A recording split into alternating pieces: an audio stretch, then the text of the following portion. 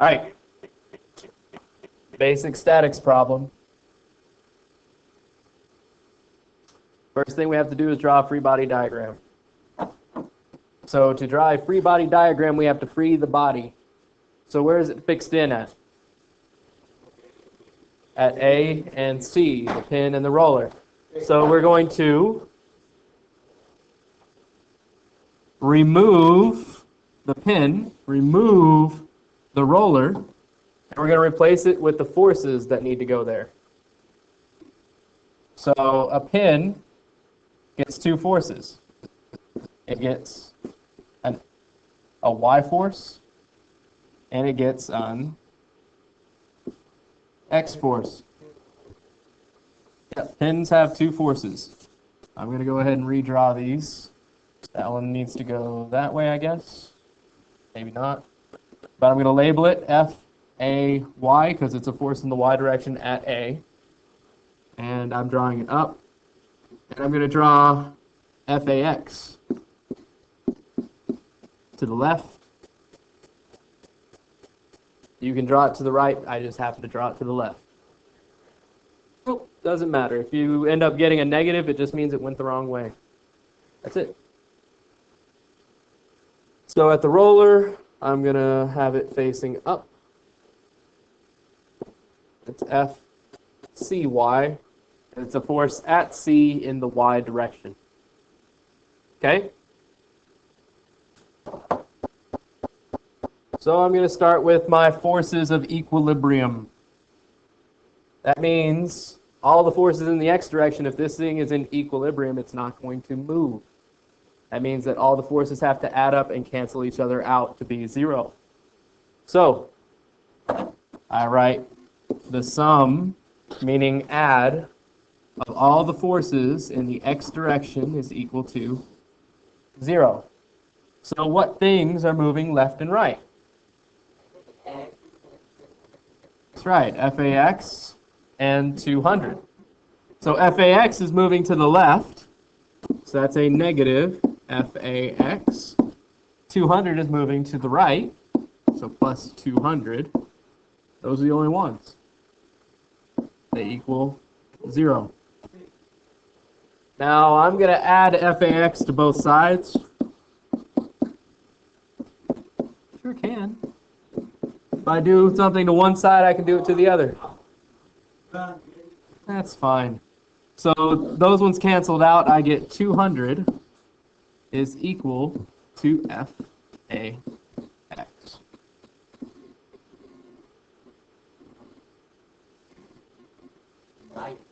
Newtons, of course. Now, if you had drawn FAX facing to the right, you would have gotten a negative 200.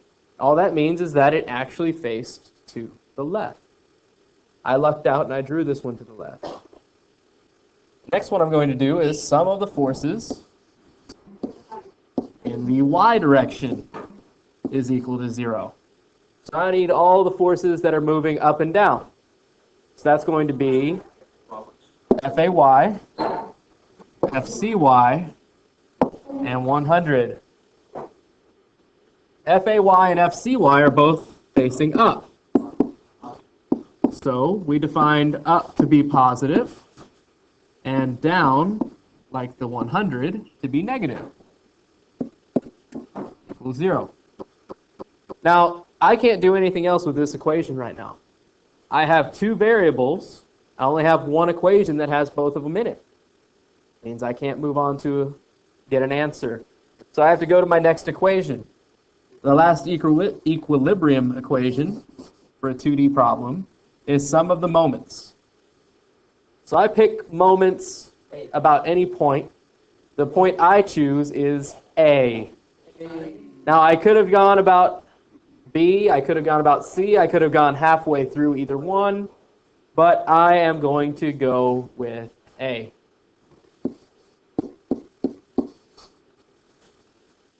Okay, so the way I'm going to do this is from A, I need to look at each force. I need to look at its perpendicular distance. So if I'm looking at 200, its perpendicular distance to get along the line of action of A will be 4 feet. This is for the 200 Newton force. So if it's in the x direction, you need the y distance. If it's in the y direction, you need the x distance. So I have 200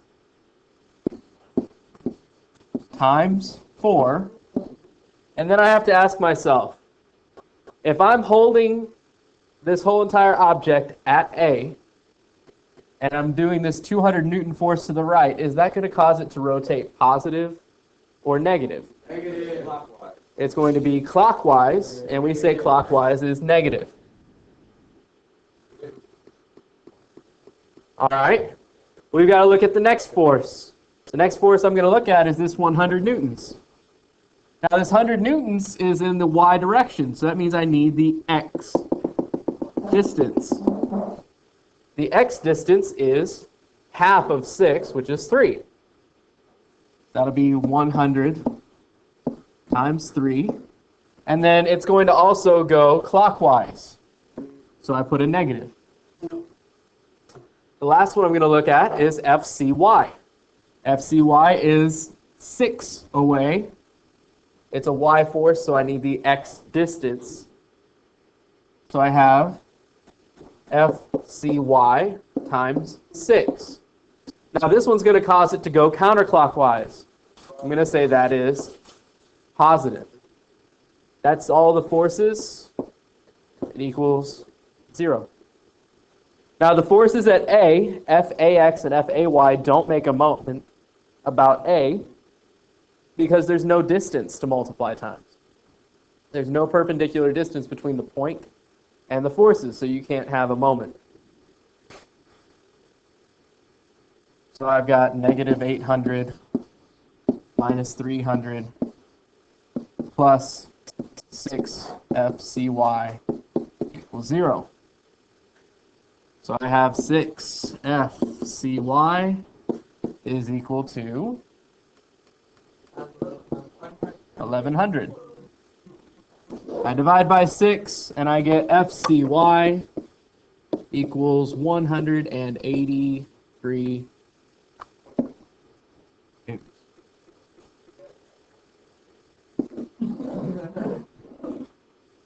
All right. Now that I've got this equation, I can go back to the sum of the forces in the y direction equation. And I'm going to plug it in. So I've got FAY plus 183 minus 100 equals 0. So I've got 183 minus 100. That's just 83. I'm going to subtract 83 from both sides. And I'll get FAY is equal to negative 83 newtons. Okay. Do I have any questions so far?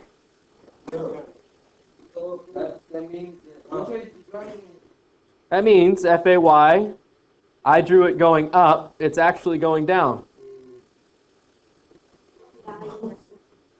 Okay.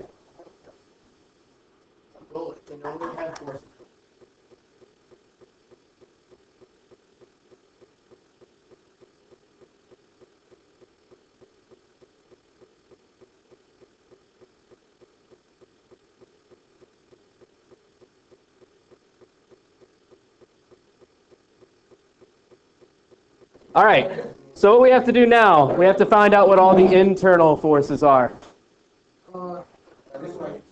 So we still have, we have FAX, we have FAY, we have FCY. We still need to find out what the force inside member AB, AC, and BC are, and whether they're in tension or compression. So I'm going to start at joint A. I'm going to draw joint A. So joint A has AB, it has AC, it has a force here. This was F-A-Y, and it had F-A-X.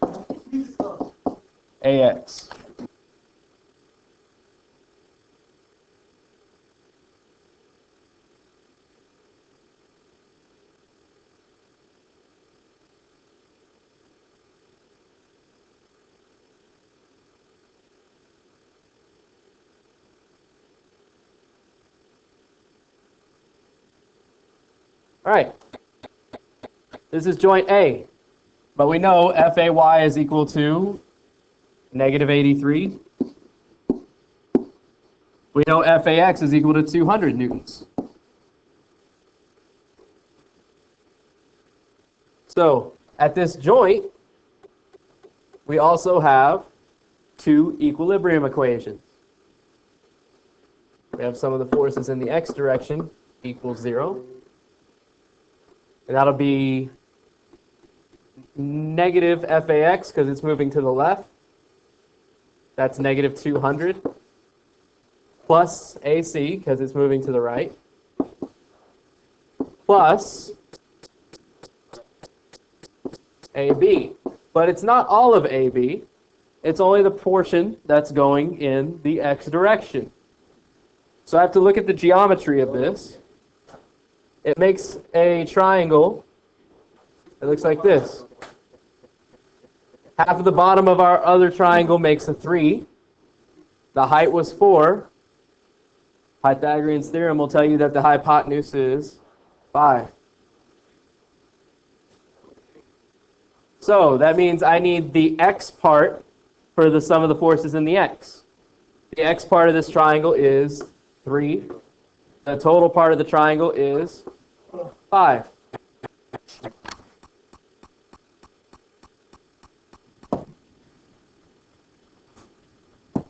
All right, so it is an equation, so it has to equal something. In this case, it's going to equal 0. Look at this right now. I've got two variables. It means I can't solve this one equation. Use my other one. Sum of the forces in the y is equal to 0. So I've got FAY, which is going up, so it's positive, but its value is negative. So it would be positive, but it's a negative number. So it ends up being negative. Then I've got AB going up, so plus AB. But again, it's not all of AB. It's going to be the y part divided by the total. So times 4 over 5. That equals 0. We're going to add 83 to the other side. I get AB times 4/5 equals 83. Now I got to get rid of the 4/5. So multiply by 5 over 4. Which is the same thing as dividing by 4/5. We get AB is equal to 104 newtons. So I've got 104 newtons. In the picture I drew it going away from the joint. I got a positive number. That means that this was in tension.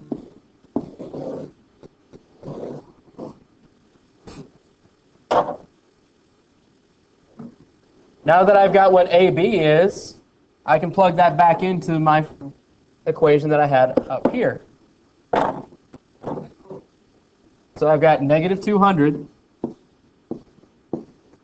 plus AC plus AB, but it's 104 this time, times 3 over 5 equals 0. So I need to know what 104 times 3 over 5 is.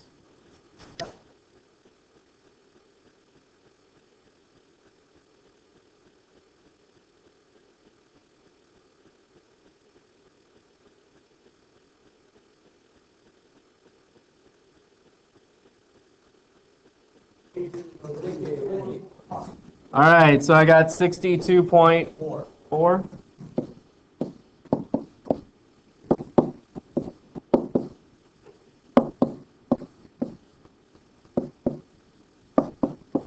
All right. So move everything to the other side, and I'll get AC is equal to 137.6. So I'm just going to go ahead and call it 138 newtons. Now, again, 136.7, so that means it's 137. Oh, it was 138? All right. So again, I drew AC going away from the joint. AC is moving to the right. It's moving away from the joint. The arrowhead is on the end. I got a positive number. And that's why it's in tension.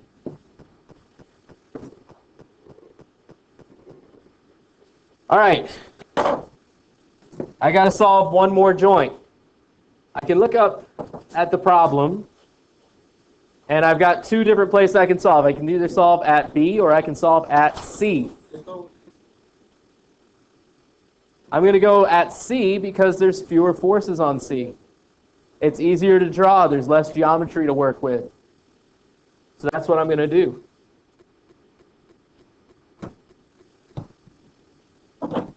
So I'm going to draw joint C.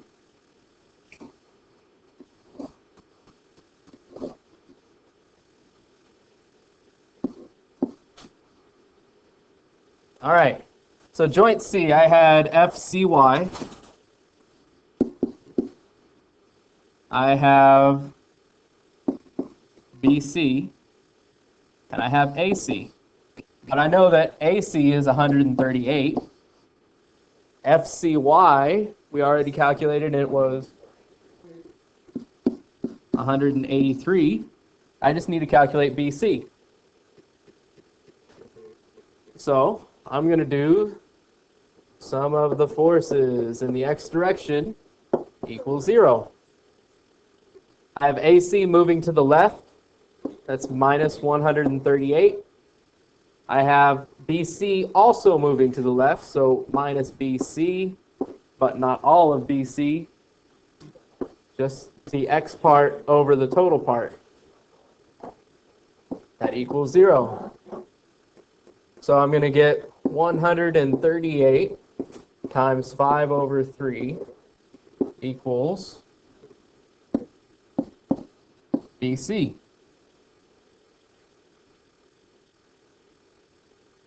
So 138 times 5 over 3 is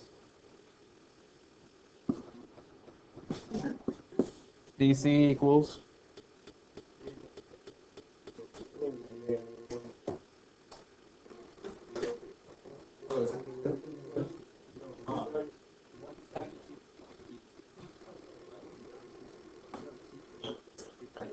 let's see, 138 times 5 divided by 3. I get 230.